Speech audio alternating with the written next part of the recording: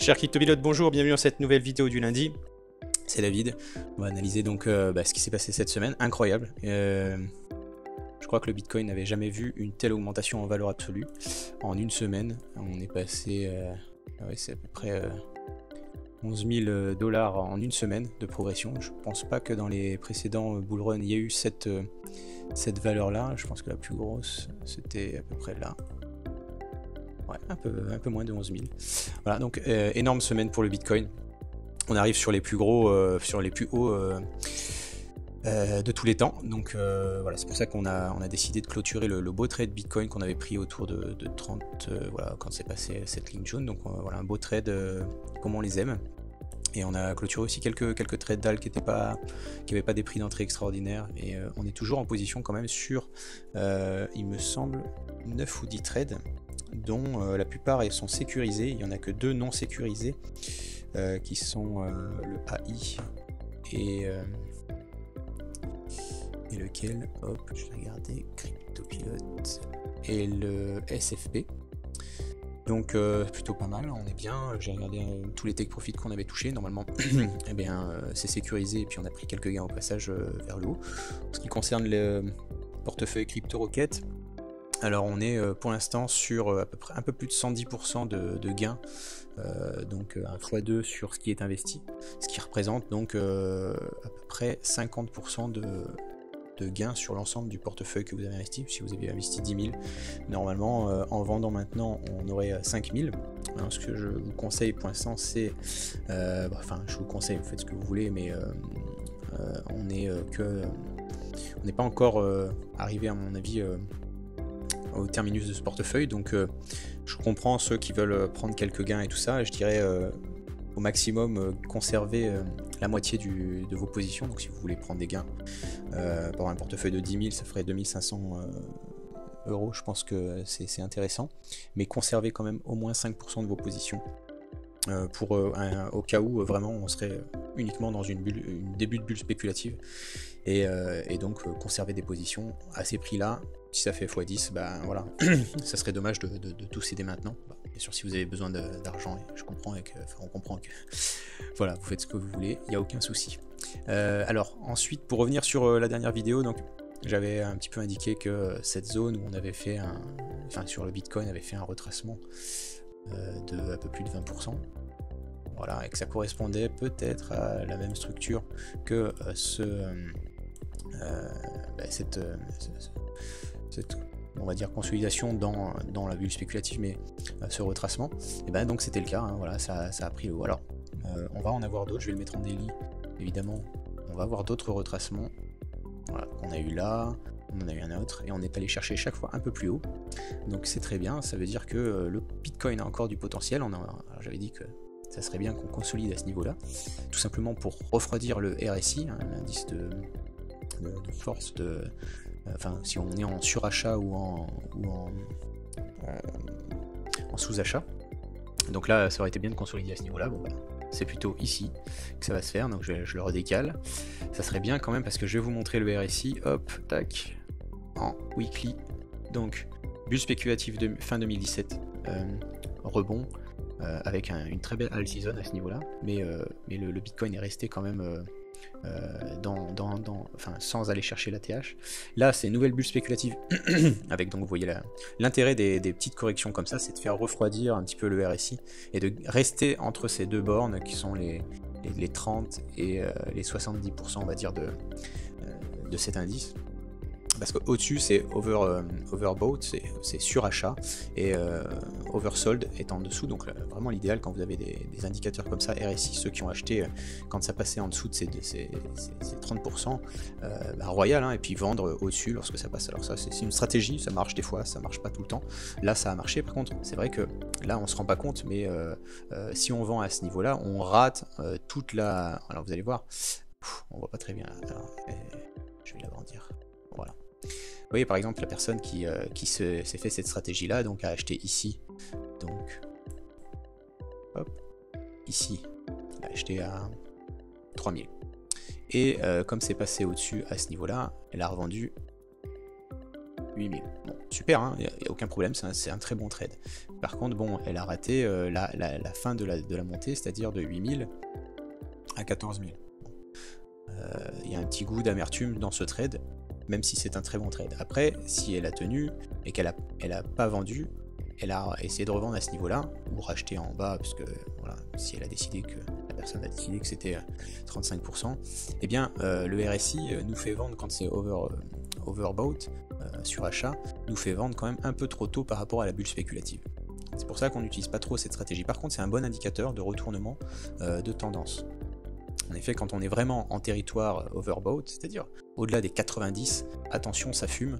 Je pense que là, au-dessus des 90, c'est un bon moment pour prendre des bénéfices, conserver une petite partie au cas où ça monte plus haut. Mais vous voyez, là, on est monté dans les 90, et encore, voilà, on est allé dans les 32 000. On perd quand même toute cette hausse.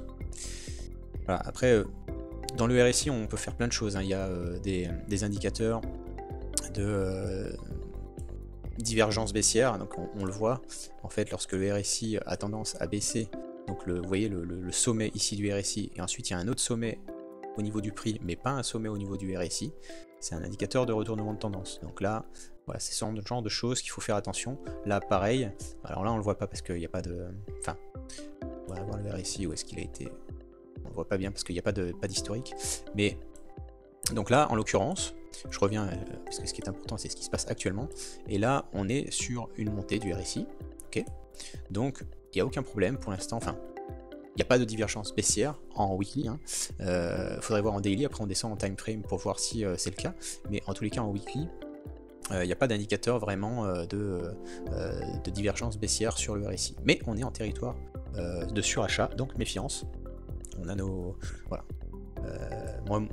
Notre objectif en RSI en termes de weekly, c'est d'aller dans les voilà, dans les 80, au-dessus de 90, et d'avoir une divergence baissière.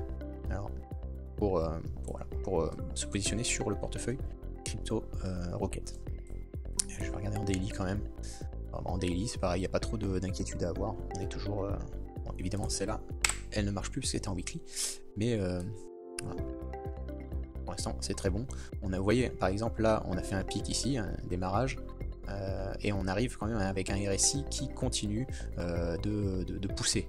Ça serait quand même bien que le RSI monte un petit peu quand même, pour pas qu'il y ait une divergence, un peu un genre double top. Bon, ça c'est... Voilà. C'est des situations comme ça où on n'a pas raison tout le temps, mais voilà, ça aide à orienter nos prises de bénéfices. Donc bon, en ce qui concerne le Bitcoin, ça je vais le réduire, je l'enlève parce que c'est un peu fouillis. Je vais enlever les deux pastilles rouges, tac, pour que ce soit bien clair. Voilà. Donc là, consolidation ici, ou alors, tac, je vais quand même le mettre malgré tout, ou alors, hop, tac, et on repart par le haut, avec une autre consolidation, bref. Donc, voilà. Alors là, dans ces cas-là, si on va tester là, eh bien on aura au niveau de CryptoPilot plein de nouveaux trades à prendre avec des risques un petit peu plus importants que ce qu'on a pris pour l'instant. Voilà, donc à suivre pour le Bitcoin, mais c'est quand même des moments assez historiques qu'on vit. Alors, je vais retourner dans la watchlist et faire les dominances. Hop. Une dominance USDT, donc on a encore du potentiel de baisse jusqu'au halving, tout ça. On a un potentiel de baisse encore de 13%, donc c'est top. Donc ce qui correspondrait à une percée encore du Bitcoin et donc un nouvel ATH, et avec le RSI qui se comporte pas trop mal, voilà, et éventuellement une consolidation qui permettrait aux liquidités d'aller dans les alts. Chose qu'elles font déjà, hein. Bon, on va voir la dominance du Bitcoin qui traîne toujours. Alors on a une percée, à un moment j'ai eu peur qu'on s'envole sur le Bitcoin au niveau de la dominance, mais vous voyez au niveau weekly, eh bien on n'a pas clôturé au-dessus. Donc pour l'instant rien à dire. On voit bien que c'est une belle résistance, à la fois oblique et à la fois, on va dire, horizontale. Voilà, donc tant mieux, hein, la dominance du Bitcoin, on n'a pas non plus envie que ça explose pour prendre toutes les liquidités du marché. Donc tant mieux. Et vraiment l'objectif, c'est... Enfin l'objectif, il fera ce qu'il voudra, mais nous, pour nous, l'important, c'est que la dominance refroidisse et que les liquidités aillent dans les alts et pas dans les stablecoins. Donc stablecoin et voilà, les alts, hop. Donc on a eu un beau rebond. on est allé tester les supports, on voit bien qu'en weekly c'est vraiment très respecté, hein. Bon, à peu de choses près, voilà, bon, chipote un peu, mais à peu de choses près, donc très bien, on a percé, retest, nouveau retest, et on remonte. Donc vraiment, on est dans l'objectif d'aller chercher la résistance au-dessus des 14%. Et de toute façon, il y aura nécessairement ce qu'on appelle des prises de bénéfices importantes avec les alts, puisque tout le monde met des stop loss et donc des effets domino avec des flash crash. Donc nos stop loss, je vais voir un petit peu où est-ce qu'on en est au niveau de nos trades, mais on peut les remonter histoire de sécuriser encore plus de gains et d'attendre cette fameuse correction au niveau des alts. Parce que là, quand on arrive aux ATH du Bitcoin, ça commence à se tendre. Alors, il y en a qui s'enflamment et qui prennent des alts, et évidemment ça fait monter les prix des alts de façon importante, puisque les liquidités sont beaucoup plus faibles, et donc ça crée de la volatilité sur les alts positives. Mais à l'arrivée, on met beaucoup de stop loss et on veut pas perdre nos gains, et du coup ça fait un effet de domino, souvent très très rude pour les alts dans ces situations-là. Et c'est comme ça qu'on a des super positions et qu'on se fait sortir lamentablement, et on profite pas ensuite de la vraie alt season. Donc tout ça, on va le voir, c'est pour ça que je bouge pas trop les stop loss des alts, on les a pris quand même assez basses, celles qu'on a. Voilà. On prend des bénéfices lors des montées, donc c'est déjà pas mal. Alors est-ce qu'il faut... voilà, on va voir si on peut pas faire peut-être une petite moitié, où on monte les stop loss et l'autre moitié qu'on conserve, suivant les prix d'entrée s'ils sont de qualité. Voilà. Donc ça c'est un petit peu la réflexion de la stratégie qu'on a. Au niveau du total market cap, donc on a percé, et ben c'est super, et donc on va aller chercher l'autre résistance. Tac, on a le 1 là, le 2 va peut-être se situer à ce niveau là, donc tant mieux. Ça je vais l'enlever, ça je vais l'enlever, ça aussi. On va les mettre en horizontal, tac.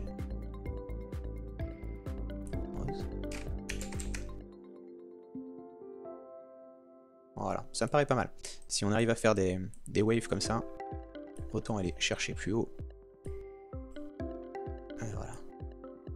Là, ça s'orienterait pas mal si on arrive à suivre ces Elliott Wave. Alors bon, en termes de temps, c'est pas bon, hein, 2027. Je pense qu'on y sera avant, mais voilà, ça peut faire des... En fait, on va corriger très fort, très rapidement, et puis les montées vont être un peu plus longues, bien entendu. Quoique dans une bulle spéculative ça peut être violent, hein, on le voit là, hein, voilà. Je pense qu'on peut faire un petit peu plus court, là comme ça.